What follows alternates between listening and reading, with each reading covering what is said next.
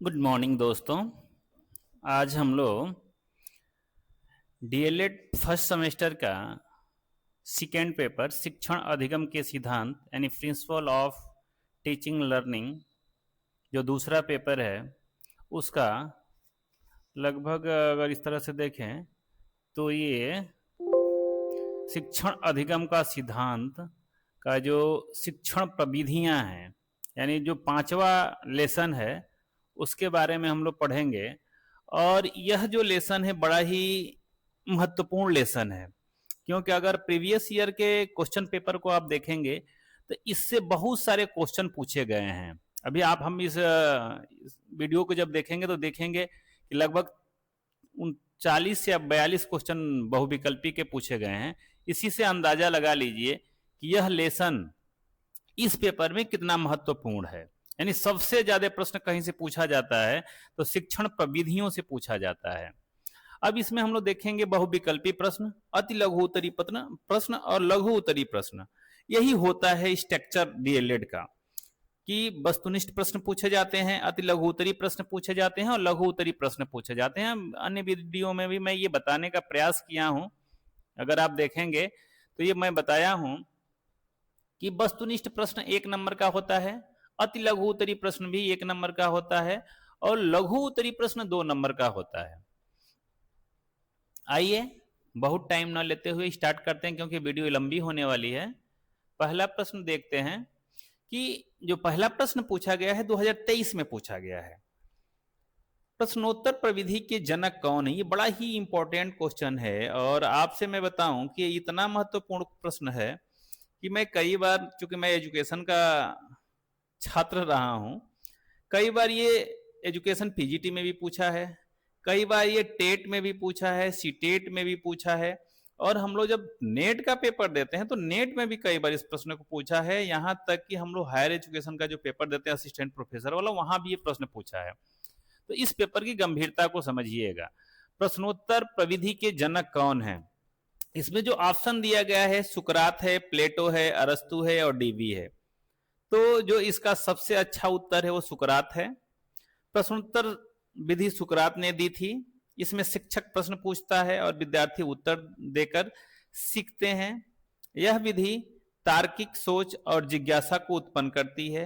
यानी इसमें क्या करता है कि अध्यापक प्रश्न पूछता है, अध्यापक से थोड़ा सा इतर होते हैं हम, तो सुकरात के समय में सुकरात ने जितने अपने विद्यार्थी बनाए वो सबसे यही कहता था कि आप चौराहे पे जाके, गली में जाके, कहीं पे जाके प्रश्न करो। और प्रश्न पूछने से क्या होता है कि उत्कंठा जगती है। जैसे अगर आपका कोई छोटा सा भाई, छोटा सा बेटा या कोई छोटा सा बच्चा आपसे ये प्रश्न पूछता है कि आखिर पीपल की ही पूजा हम क्यों करें? भाई पीपल एक पेड़ है, आम भी एक पेड़ है, बरगद भी एक पेड़ है, इसी तरह से बहुत सारे पौधे हैं, तो पीपल का ही पूजा हम क्यों करें? तो उस बच्चे ने आपके मन में एक क्या करी, उत्कंठा जागृत की। तो ये जो सुकरात था ये कहता था कि प्रश्न पूछो। प्रश्न पूछने से क्या होता है कि एक उत्कंठा जगती है और उस प्रश्न का उत्तर ढूंढने का लोग प्रयास करते हैं। अगला प्रश्न, पाठशाला, विद्यालय या स्कूल को उद्यान यानी बागीचा की संज्ञा किसने दी? ये कई बार क्वेश्चन टेट, सीटेट में पूछा जा चुका है। तो किसने कहा विद्यालय को उद्यान यानी बागीचा? किसने कहा? तो किसने कहा? फ्रोवेल ने कहा।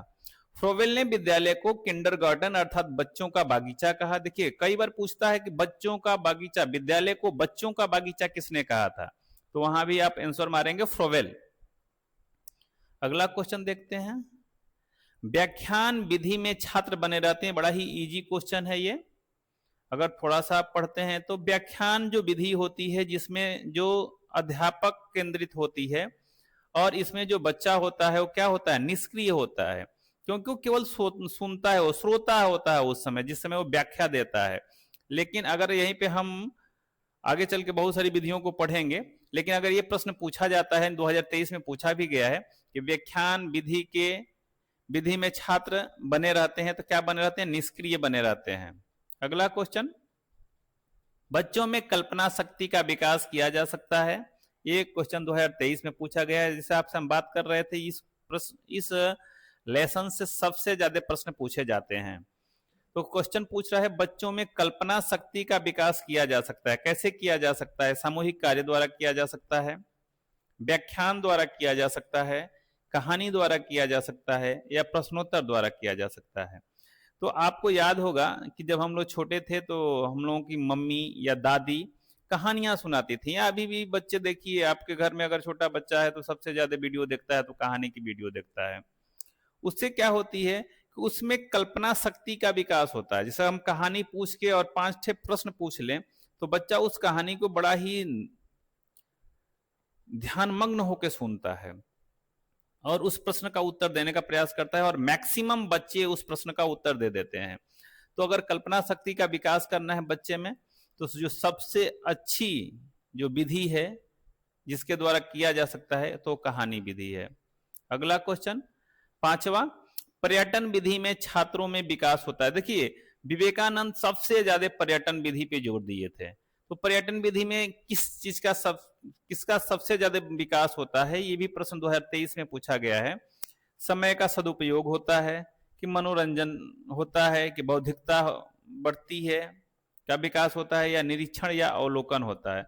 तो नॉर्मल सोचने वाला भी विद्यार्थी ये कहेगा कि जब हम पर्यटन पे जाते हैं तो वहां पे क्या होता है, हम अपने ही आंखों से उसका निरीक्षण करते हैं तथा अवलोकन करते हैं। जैसे हम ये कहें कि दिल्ली का लाल किला कहाँ स्थित है, या ये पूछ ले ताजमहल कहाँ स्थित है, तो बच्चा याद करके रटा हुआ है कि ताजमहल आगरा में है।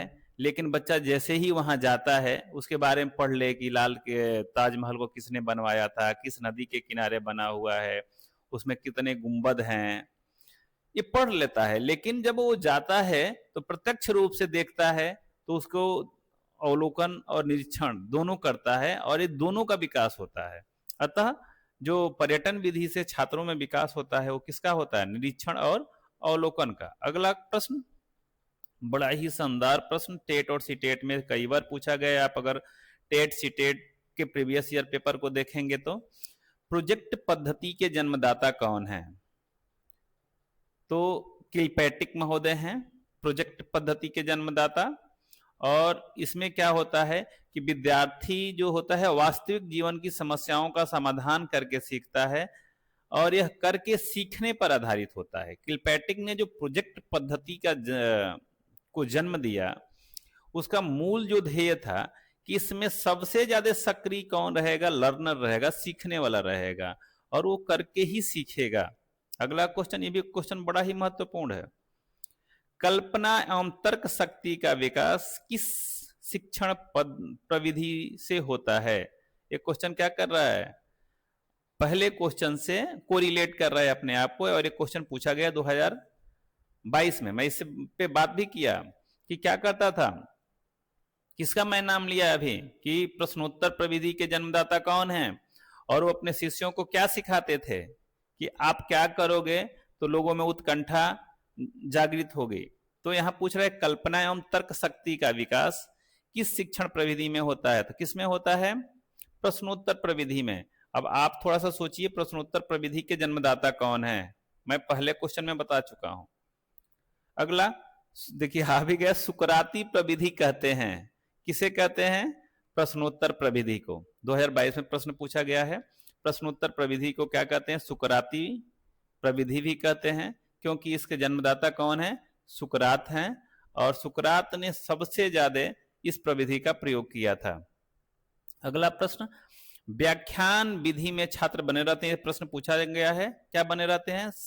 निष्क्रिय रहते हैं। अगला, भाषा शिक्षण हेतु उपयुक्त युक्ति है। भाषा शिक्षण का अगर हम काम कर रहे हैं, भाषा शिक्षण पे काम कर रहे हैं, पढ़ा रहे हैं, तो उसके लिए सबसे जो उपयुक्त विधि है वो कौन सी है? कहानी विधि है। अगला, प्रदर्शन युक्ति किस स्तर के छात्रों के लिए उपयोगी है? प्रदर्शन जो युक्ति है, जैसे हम ये कहें कि जैसे पढ़ा रहे हैं कि this is the mango, this is the apple, this is the elephant, this is the cow, तो अगर वहां पे अगर हम सिंबल का प्रयोग कर रहे हैं या जैसे एप्पल लिए हैं, सेव लिए हैं और इसको दिखाते हैं कि दिस इज द एप्पल, या एप्पल मीन्स सेव, तो ये विधि जो होती है किसके लिए होती है? प्राथमिक स्तर के विद्यार्थियों के लिए जो प्रदर्शन विधि होती है वो काफी क्या होती है? प्रभावशाली होती है। अगला प्रश्न है, आगमन विधि का प्रयोग किया जाता है। अब आप एक इस प्रश्न को ढूंढिएगा, मैं जो प्रश्न पूछ ले रहा हूं शायद कई बार पूछा गया टेट सीटेट में। आगमन विधि के जन्मदाता कौन है और निगमन विधि के जन्मदाता कौन है? ये प्रश्न तो कुछ दूसरा है जिसका उत्तर मैं दे रहा हूं। अगर आपको मिल जाता है कि आगमन विधि के जन्मदाता कौन है, फादर ऑफ माने जन्मदाता कौन है, पिता कौन है, और निगमन विधि के जन्म पिता कौन है, तो आप कमेंट में जरूर लिखें। तो आगमन विधि जो होती है किसके प्रयोग, इसमें किसका प्रयोग किया जाता है, सबसे अच्छा किसके प्रयोग के लिए होती है? जब हम लेसन प्लान बनाते हैं तो हम जब व्याकरण के पार्ट को पढ़ाते हैं, जैसे हम संज्ञा पढ़ा रहे हैं या सर्वनाम पढ़ा रहे हैं या संधि पढ़ा रहे हैं, तो वहां पे सबसे ज्यादा किसी विधि का प्रयोग किया जाता है, तो किसका किया जाता है? आगमन विधि का प्रयोग किया जाता है। यानी व्याकरण में सबसे ज्यादा इस विधि का प्रयोग किया जाता है। बहुत सारी चीजों में प्रयोग किया जाता है, लेकिन इस यहाँ जो ऑप्शन दिया गया है इसमें से जो सबसे अच्छा आंसर है वो व्याकरण है।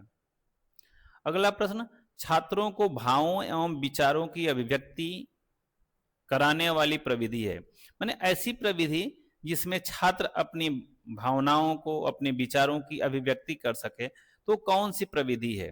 प्रविधि का जो नाम दिया है प्रश्नोत्तर प्रविधि, वाद विवाद प्रविधि, प्रयोगशाला प्रविधि और पाठ्य पुस्तक प्रविधि।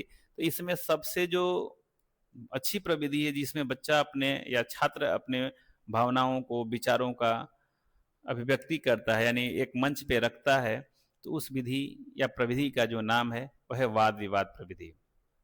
अगला प्रश्न देखिए वही पूछा गया है 2019 में, प्रश्नोत्तर प्रविधि के जन्मदाता कौन है? तो सुकरात है। कक्ष की कमी होने पर शिक्षक अपनाता है। देखिए ये क्वेश्चन थोड़ा सा उलझाऊ है, लेकिन थोड़ा सा ठंडा दिमाग से सोचेंगे तो इसका उत्तर आसानी से दे सकते हैं। कक्ष यानी क्लास की कमी होने पर शिक्षक क्या अपनाता है? बहुकक्षा शिक्षण, बहुस्तरीय शिक्षण विधि, उपचारात्मक शिक्षण विधि, सहभागी शिक्षण विधि। क्या करता है? बहुकक्षा शिक्षण विधि। कक्ष की जब कमी होती है तो जैसे दो क्लासों को एक क्लासों में बैठा करके वो पढ़ा लेता है। जैसे जब एक शिक्षक संसाधन की कमी में एक साथ अनेक छात्राओं या अनेक कक्षाओं को पढ़ाता है, तब उसे बहुकक्षा शिक्षण प्रविधि या बहुकक्षा शिक्षण कहते हैं। अगला वही प्रश्न है, भ्रमण प्रविधि के चरण हैं। 2018 में पूछा गया कि भ्रमण प्रविधि के कौन कौन से चरण हैं? शैक्षिक उद्देश्यों या प्रकरण का चुनाव, पर्यटन स्थल का चयन, पर्यटन स्थल हेतु सामग्री, उपयुक्त सभी। तो क्या है? उपयुक्त सभी है इसके चरण है भ्रमण प्रविधि के। अगला जो प्रश्न है, प्रयोग प्रदर्शन विधि सर्वाधिक उपयुक्त होती है। ये 2018 में पूछा गया प्रश्न है और बड़ा ही इंपॉर्टेंट प्रश्न है, इसको तो आप अच्छे से पढ़िए। प्रयोग प्रदर्शन प्रविधि या विधि किस विषय के लिए सबसे ज्यादा उपयोगी है? तो किसके लिए है? विज्ञान विषय के लिए, क्योंकि यहाँ प्रयोग भी किया जाता है, उसका प्रदर्शन भी किया जाता है। अगला प्रश्न, शिक्षण को आनंददायक व रुचिपूर्ण बनाने की उत्तम प्रविधि है। बड़ा ही अच्छा क्वेश्चन 2018 में पूछा गया है कि शिक्षण को आनंददायक और रुचिपूर्ण बनाने के लिए एक उत्तम प्रविधि कौन सी है? तो आप भी जानते हैं कौन सी विधि है? खेल गतिविधि प्रविधि। यानी ऐसी प्रविधि जिसमें बच्चा इंक्लूड हो, जिसमें छात्र क्या हो? सम्मिलित हो और उसको अपनी बात को रखने का पूरा पूरा अधिकार हो, यानी जिसमें उसको आनंद की प्राप्ति होती हो। आप ध्यान देते होंगे कि आपके घर के बच्चे, आपके बच्चे स्कूल से आते हैं और धूप कड़ाके की रहती है, उसके बाद भी अगर खेलने की आप अनुमति देते हैं तो 100 में से 90 बच्चे धूप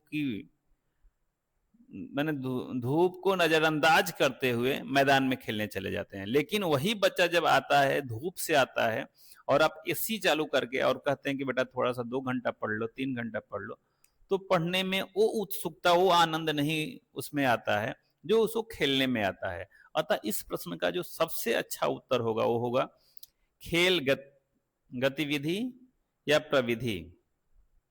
अगला क्वेश्चन, शिक्षण प्रविधियों के प्रकार हैं। शिक्षण प्रविधियों के कौन कौन से प्रकार हैं? तो सभी प्रकार हैं, प्रश्नोत्तर विधि, वर्णन प्रविधि, कहानी कथन प्रविधि, ये सभी हैं। अगला प्रश्न, सहयोग की भावना का विकास संभव है। ये 18 में क्वेश्चन पूछा गया है कि सहयोग की भावना का विकास संभव है किस, कहां पे? समूह कार्य में, वाद विवाद कार्य में, प्रश्नोत्तर में, या सहायक सामग्री से? तो किससे है? सहयोग का जो भावना का विकास है वो कहाँ संभव है? समूह कार्य में संभव है। जब, क्योंकि जब समूह में हमको कार्य करते हैं तो क्या करते हैं, एक दूसरे का एक दूसरा सहयोग करता है, तभी वह काम सामूहिक भी कहा जाता है। अगला, बच्चे में कल्पना शक्ति का विकास किया जा सकता है। ये प्रश्न 18 और 17 दोनों में पूछा गया है, और इसको और पीछे भी हम लोग पढ़ चुके हैं। कल्पना शक्ति, जैसे दादी कहानी वाली बात मैं कर रहा था, तो कहाँ होता है विकास, किस विधि में, किस प्रविधि में? तो कहानी में। प्राचीन कालीन शिक्षण विधियां थी, कैसी थी? शिक्षक केंद्रित थी, क्योंकि शिक्षक चाहता था कि राजा के बेटे को राजा बनाना है, सैनिक के बेटे को सैनिक बनाना है, और वैश्य के बेटे को व्यापारी बनाना है, और उसी आधार पर उसको शिक्षा देता था। वो शिक्षक केंद्रित, शिक्षक को पता था कि किसको क्या बनाना है। शिक्षक को पता था कि किसको अर्जुन बनाना है, किसको भीम बनाना है, और किसको दुर्योधन बनाना है। अगला प्रश्न, शिक्षण को सुव्यवस्थित व प्रभावपूर्ण बनाने का माध्यम है। शिक्षण को सुव्यवस्थित और प्रभावपूर्ण बनाने का जो माध्यम है वो क्या है? 2017 में पूछा गया है। तो ये थोड़ा सा पढ़ने वाला बच्चा तुरंत कहेगा कि शिक्षण प्रविधियां, क्योंकि देखिए बहुत सारी चीजें आपके सामने आती होंगी कि बहुत अध्यापक ऐसे आपको मिलेंगे जिनके पास नॉलेज बहुत है, ज्ञान बहुत है, लेकिन उसकी डिलीवरी अच्छे से नहीं कर पाते हैं, यानी उसका प्रस्तुतिकरण अच्छे से नहीं कर पाते हैं, क्योंकि उनको शिक्षण विधियां नहीं आती हैं। और बहुत ऐसे भी अध्यापक आपको मिलेंगे जिनके पास नॉलेज कम है उस विद्वान शिक्षक के अपेक्षाकृत, लेकिन उनकी डिलीवरी बड़ी शानदार है, यानी प्रस्तुतिकरण बड़ा शानदार है। तो क्या करता है, बच्चे को अच्छे से पढ़ा लेता है। तो यहाँ क्या होगा, शिक्षण विधियां। अगला प्रश्न, शिक्षण विधियां आधारित होती हैं किस पे? शिक्षण सूत्रों पर। अगला, किंडरगार्टन शिक्षण पद्धति के जन्मदाता हम लोग पहले पढ़ चुके हैं। बच्चों का बागीचा, या विद्यालय को किसने बच्चों का बागीचा कहा? तो किसने कहा? फ्रोवेल ने कहा। तो किंडरगार्टन शिक्षण की पद्धति के जन्मदाता कौन है? फ्रोवेल है। अगला प्रश्न, प्रयोग प्रदर्शन विधि, ये भी पूछा गया है, ये भी हम लोग बता चुके हैं। प्रविधि सर्वाधिक उपयोगी होती है कहां पे? विज्ञान शिक्षण में। अगला प्रश्न, नया प्रश्न है, सूक्ष्म अवलोकन व निरीक्षण शक्ति के विकास में सहायक विधि है। यहाँ सूक्ष्म अवलोकन होता हो और निरीक्षण होता हो, उसमें सहायक प्रविधि कौन सी है? पर्यटन है, क्योंकि हम स्वयं वहां जाके देखते हैं, स्वयं अनुभव करते हैं, प्रत्यक्ष अनुभव करते हैं कि ताजमहल कैसी बनी है, किस तरह के पत्थर लगे हुए हैं, उसके बगल में कौन सी नदी बह रही है, आदि आदि। अगला प्रश्न, स्पष्टीकरण युक्ति की विशेषता नहीं है। उपयुक्तता, क्रमता, भाषा, ये सभी। अगला प्रश्न, स्पष्टीकरण युक्ति का प्रयोग किस विषय हेतु किया जाता है? किसमें किया जाता है? गणित में किया जाता है। अगला, भूगोल शिक्षण हेतु उपयोगी युक्ति है कौन सी? पर्यटन, क्योंकि उसको पढ़ाना होता है कि कौन सा दुनिया का सबसे ऊंचा पर्वत कौन सा है, तो दुनिया के सबसे गहरी गर्त कौन सी है, कितने सागर हैं तो कितने पर्वत हैं, कौन पर्वतमाला कहाँ से गुजर रही है तो कौन सी, ये सारी चीजें भूगोल में पढ़ाया जाता है, जिसको पर्यटन से के माध्यम से जाकर देखने से इसका ज्ञान और अच्छा होता है, क्योंकि वहां बच्चा जाकर देख सकता है। अगला, विद्यालय पर्यटन सबसे पहले किसकी देन है? विद्यालय में जो पर्यटन है वो सबसे पहले किसकी देन है? तो यहाँ थोड़ा सा क्वेश्चन देखिए, यहाँ पूछ दिया गया है, यहाँ आ गया है, इसको आप अन्यथा इसको थोड़ा सा आप समझिएगा कि प्रश्न का भाग नहीं है। तो किसका है? प्रोफेसर राय का है। अगला, खेल विधि के लिए आवश्यक है क्या है? स्वतंत्रता, रचनात्मकता, मानसिक शक्ति का विकास, ये सभी है। शिक्षण को रुचिपूर्ण बनाने की उत्तम प्रविधि है, ये क्वेश्चन 2018 में पूछा गया है। शिक्षण को रुचिपूर्ण बनाने की उत्तम विधि है, तो कौन सी विधि? इससे पहले पढ़ चुके हैं, खेल विधि या गतिविधि। शिक्षण प्रविधि के प्रकार हैं। शिक्षण प्रविधि के प्रकार कौन कौन से? ऊपर हम लोग पढ़े हैं, प्रश्नोत्तर, वर्णन, कहानी, ये सभी प्रकार हैं। सहयोग की भावना का विकास संभव है कहाँ पे? समूह कार्य में। छात्र को भावों व विचारों के अभिव्यक्ति कराने वाली प्रविधि है, कौन सी प्रविधि है? वाद विवाद प्रविधि।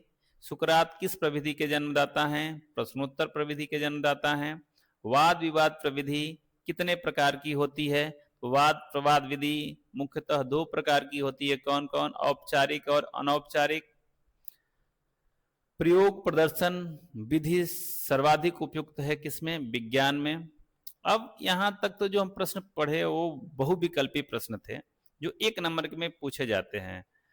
और अगला जो प्रश्न हम लोग पढ़ रहे हैं अति लघु उत्तरी प्रश्न है, very short answer type question है। और इनका जो उत्तर हमको देना होता है वो 30 शब्दों में देना होता है। तो आइए देखते हैं इसको भी हम लोग। शिक्षण में प्रश्नोत्तर प्रविधि का क्या महत्व? देख रहे हैं आप लोग ना, सुकरात जा नहीं रहे हैं, हमेशा लगे हुए हैं। सुकराती प्रविधि मान लीजिए। तो प्रश्नोत्तर प्रविधि विद्यार्थियों को सक्रिय बनाती है, उनकी सोचने समझने की क्षमता बढ़ाती है। यह शिक्षक और विद्यार्थियों के बीच संवाद स्थापित कर ज्ञान को अस्थायी बनाती है। इससे कक्षा में अनुशासन, भागीदारी और आत्मविश्वास भी विकसित होता है। ये 2023 में प्रश्न पूछा गया है। अगला प्रश्न 2023 में ही पूछा गया है और ऊपर हम लोग पढ़ भी चुके हैं बहुविकल्पी में। प्रयोग प्रदर्शन विधि किस विषय के शिक्षण के लिए सर्वाधिक उपयोगी है? 2023 में पूछा गया। तो प्रयोग प्रदर्शन विधि मुख्यतः विज्ञान शिक्षण के लिए सर्वाधिक उपयोगी है। इसमें शिक्षक प्रयोग करके देखता है जिससे अमूर्त बातें स्पष्ट हो जाती हैं। यह विधि पर्यवेक्षण, तार्किक सोच और व्यवहारिक ज्ञान के विकास में सहायक होती हैं। अगला, खेल आधारित 2 शिक्षण विधियों के नाम लिखिए। ये 2022, 2017, 2023 3 वर्ष में पूछा है, 3 साल में तीनों बार ये पूछा गया है प्रश्न। खेल आधारित 2 शिक्षण विधियों का नाम पूछ रहा है। तो खेल आधारित 2 शिक्षण विधियां कौन कौन सी हैं? भूमिका निर्वाह विधि है, रोल प्ले मेथड है। और दूसरा क्या है? शैक्षिक खेल विधि, प्ले वे मेथड है।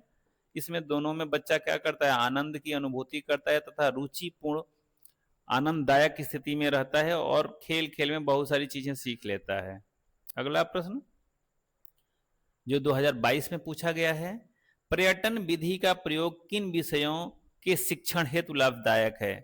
तो किस, अभी हम लोग ऊपर पढ़े भी हैं। तो पर्यटन विधि का प्रयोग विशेष रूप से इतिहास, क्योंकि ऐतिहासिक चीजें देखेंगे, भूगोल, पर्यावरण अध्ययन जैसे विषयों के लिए क्या है? लाभदायक है। अगला प्रश्न, किन्हीं 2 शिक्षण विधियों के नाम लिखिए। तो बहुत सारे शिक्षण प्रविधियां हम लोग ऊपर पढ़े। प्रश्नोत्तर विधि लिख देंगे, व्याख्यान विधि लिख देंगे। प्रश्नोत्तर प्रविधि के 2 लाभ बताइए। तो आसानी से बता सकते हैं हम लोग। इसमें बच्चा क्या होता है? सक्रिय भागीदार होता है और इससे क्या होता है? बच्चे में चिंतन शक्ति और व्यक्ति की क्षमता का विकास होता है। 2019 में पूछा गया प्रश्न है ये, शिक्षण में खेल प्रविधि का महत्व बताइए। तो शिक्षण में खेल प्रविधि का महत्व बड़ा ही शानदार है, क्योंकि इसमें क्या होता है? विद्यार्थी में रुचि, आनंद और स्वाभाविक रूप से सीखने की प्रवृत्ति उत्पन्न होती है। इसमें शारीरिक, मानसिक व सामाजिक विकास होता है। यह विधि विशेषकर प्राथमिक स्तर पर अत्यंत प्रभावी मानी जाती है। देखिए, जैसे हम टीम बना देते हैं तो उस बच्चे में क्या होती है? एक टीम भावना का विकास होता है कि हमारी टीम जितनी चाहिए, जिससे क्या होता है? उसमें सामाजिकता का विकास होता है। अब हम थोड़ा सा कम समझाएंगे, व्याख्या करेंगे, क्योंकि ये वीडियो बड़ी लंबी हो जाएगी। अगला प्रश्न, प्रश्नों की 2 विशेषताएं लिखिए, यानी प्रश्न की 2 विशेषता। तो प्रश्न कैसा होना चाहिए? स्पष्ट, सरल और विषयानुकूल होना चाहिए। प्रश्न विद्यार्थी की सोच और ज्ञान स्तर को उभारने वाला होना चाहिए। ऐसे प्रश्न अध्ययन की दिशा तय करते हैं। कहानी कथन प्रविधि के क्या उद्देश्य हैं? तो क्या है? कहानी कथन विधि का उद्देश्य बच्चों में कल्पना शक्ति, नैतिक मूल्यों, भाषा, कौशल तथा रोचक ढंग से ज्ञान प्रदान करना है। यह छोटे बच्चों में विशेष रूप से प्रभावी होती है। विवरण प्रविधि किसे कहते हैं? 2018 में पूछा गया प्रश्न है। विवरण प्रविधि वह प्रविधि है जिसमें शिक्षक किसी वस्तु, घटना, प्रक्रिया या तथ्य का क्रमबद्ध और स्पष्ट वर्णन करता है। यह अमूर्त ज्ञान को सरल और रोचक बनाने में सहायक है। अगला प्रश्न, व्याख्यान देते समय क्या सावधानी रखनी चाहिए? व्याख्यान देते समय शिक्षक को भाषा सरल रखनी चाहिए, उदाहरणों का प्रयोग करना चाहिए, समय का ध्यान रखना चाहिए तथा विद्यार्थियों की रुचि बनाए रखने हेतु नेत्र संपर्क और प्रश्न पूछते रहना चाहिए। अगला प्रश्न जो 2017 में ही पूछा गया है, विज्ञान शिक्षण में प्रयोग प्रदर्शन विधि का क्या महत्व है? विज्ञान शिक्षण में यह विधि अत्यंत प्रभावी है। प्रयोग करके दिखाने से तथ्य स्पष्ट होते हैं, प्रत्यक्ष रूप से स्पष्ट होते हैं। इससे विद्यार्थियों में वैज्ञानिक दृष्टिकोण, अवलोकन शक्ति और तार्किक सोच विकसित होती है। अगला प्रश्न 2012 में पूछा गया है, व्याख्यान विधि का अर्थ स्पष्ट करते हुए 4 उद्देश्य बताइए। व्याख्यान विधि का अर्थ भी बताना है और 4 उद्देश्य भी बताना है। व्याख्यान विधि में शिक्षक विषय को उदाहरणों सहित समझाता है और इसके जो 4 उद्देश्य हैं वो हैं, जटिल विषयों को सरल बनाना, अवधारणाओं को स्पष्ट करना, रुचि जागृत करना, स्मरण व अनुप्रयोग की क्षमता बढ़ाना। अगला प्रश्न, कहानी युक्ति का किस स्तर पर प्रयोग किया जा सकता है और क्यों? स्पष्ट करें। कहानी युक्ति का प्रयोग विशेषकर प्राथमिक स्तर पर किया जाता है क्योंकि इस आयु के बच्चे कथाओं से शीघ्र प्रभावित होते हैं। इससे उनमें नैतिक शिक्षा, कल्पना शक्ति और भाषा कौशल का विकास होता है। अगला 15 नंबर का क्वेश्चन है जो 2016 में पूछा गया है। आगमन विधि, आगमन निगमन हम पहले भी पढ़ चुके हैं। शिक्षण की आगमन विधि से क्या तात्पर्य? हम आपसे ये भी प्रश्न कर चुके हैं कि आगमन विधि के जन्मदाता कौन है और निगमन विधि के जन्मदाता कौन है, आप कमेंट में लिखेंगे। आगमन विधि में शिक्षक उदाहरणों से सामान्य सिद्धांत तक पहुंचने में सहायता करता है। यह विधि तर्क, विश्लेषण और निष्कर्ष निकालने की क्षमता को विकसित करती है। अगला, खेल विधि का प्रयोग करते समय शिक्षक को किन किन बातों को ध्यान में रखना चाहिए? 2010 में यह प्रश्न पूछा गया है। शिक्षक को यह ध्यान रखना चाहिए कि खेल शैक्षिक उद्देश्य से संबंधित हों, बच्चों की आयु स्तर के अनुकूल हों और सभी की सहभागिता हो। साथ ही अनुशासन व समय सीमा का पालन होना चाहिए। 2017 में पूछा गया प्रश्न है, विज्ञान शिक्षण में प्रयोग प्रदर्शन विधि, देखिए कई बार रिपीटेड क्वेश्चन है, का क्या महत्व है? यह विधि विज्ञान को रोचक, सरल बनाती है। प्रयोग दिखाने में अमूर्त सिद्धांत प्रत्यक्ष हो जाते हैं। इससे जिज्ञासा, अवलोकन और वैज्ञानिक दृष्टिकोण का विकास होता है। अगला प्रश्न हम लोग पढ़ेंगे जो वो लघु उत्तरी प्रश्न है। ये प्रश्न जो आते हैं 2 नंबर के आते हैं और इसके लिए हमको 50 शब्दों का प्रयोग करना होता है। तो इसको हम लोग देखते हैं। खेल विधि की आवश्यकता एवं महत्व पर प्रकाश डालिए। प्रश्न पूछा गया है 2023 में। तो खेल विधि विद्यार्थियों को सीखने में सक्रिय, उत्साही और स्वाभाविक रूप से संलग्न करती है। यह जटिल विषयों को सरल बनाती है, सहयोग, प्रतिस्पर्धा और सृजनशीलता को बढ़ावा देती है। प्राथमिक स्तर पर यह सीखने को आनंददायी व अस्थायी बनाती है। अगला प्रश्न, विधि और प्रविधि में अंतर स्पष्ट कीजिए। बड़ा ही शानदार क्वेश्चन है, 2023 में पूछा भी है और 2025 में भी पूछने की संभावना है। आप इसको अच्छे से पढ़ के जाइएगा। विधि शिक्षण की व्यापक रूपरेखा है, जैसे व्याख्यान विधि, खेल विधि आदि, जबकि प्रविधि किसी विधि को व्यवहार में लाने का विशिष्ट तरीका है। विधि मार्ग है और प्रविधि उसका प्रयोगात्मक तरीका है। बड़ा ही शानदार व्याख्या है। हम आपको इसको और अच्छे से बताते, लेकिन ये वीडियो बहुत बड़ी हो जाएगी। शिक्षण में व्याख्यान प्रविधि को समझाइए। ये प्रश्न भी कई बार पूछा गया है, 2023 में पूछा गया। देखिए, व्याख्यान प्रविधि में शिक्षक विद्यार्थी को मौखिक रूप से विषय समझाता है। यह समय व संसाधन बचाती है, बड़ी कक्षा में उपयोगी है, परंतु इसमें विद्यार्थियों की सक्रिय भागीदारी कम होती है। इसकी डी लिमिट है। या डीमेरिट कह लीजिए, लिमिटेशन है ये। कहानी कथन युक्ति को स्पष्ट कीजिए। कहानी कथन युक्ति में शिक्षक किसी विषय को रोचक कहानी के माध्यम से प्रस्तुत करता है। यह बालकों की कल्पना शक्ति, रुचि और स्मरण शक्ति को बढ़ाती है।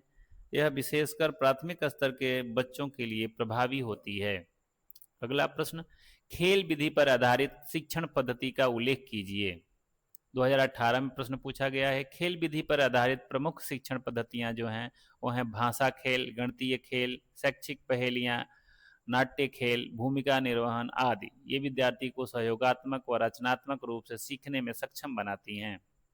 अगला प्रश्न, समूह चर्चा विधि के लाभ लिखिए। और 2019 में प्रश्न पूछा है। समूह चर्चा विधि से विद्यार्थियों में विचार प्रकट करने, सुनने, सहयोग करने और तर्क करने की क्षमता विकसित होती है। इससे आत्मविश्वास, आलोचनात्मक सोच और लोकतांत्रिक दृष्टिकोण का विकास होता है। अगला प्रश्न, प्रयोग प्रदर्शन विधि का प्रयोग करते समय क्या सावधानी रखनी चाहिए। ये 2018 में प्रश्न पूछा गया है और इसके ऊपर भी इस प्रश्न को हम लोग कई बार पढ़ चुके हैं। तो प्रयोग प्रदर्शन प्रविधि में सुरक्षा नियमों का पालन, सामग्री की पूर्ण तैयारी, उपकरणों की जांच और बच्चों की सक्रिय भागीदारी सुनिश्चित करनी चाहिए। शिक्षक को स्पष्ट और चरणबद्ध ढंग से प्रदर्शन करना चाहिए। अगला प्रश्न 2018 में पूछा गया है। शिक्षण प्रविधि की कक्षा शिक्षण में क्या उपयोगिता है, स्पष्ट कीजिए। शिक्षण प्रविधि की कक्षा शिक्षण में क्या उपयोगिता है, तो बड़ी ही उपयोगिता है। देखिए, शिक्षण प्रविधि सीखने को सहज, रोचक और प्रभावी बनाती। से पहले मैं बता चुका हूं कि एक विद्वान शिक्षक एक कम, उससे थोड़ा सा कम, यानी शिक्षक में कौन प्रभावशाली शिक्षक होगा। अगला प्रश्न, और ये लास्ट प्रश्न है लगभग, गतिविधि आधारित शिक्षण की उपयोगिता व महत्व का उल्लेख कीजिए। 2018 में पूछा गया प्रश्न है ये।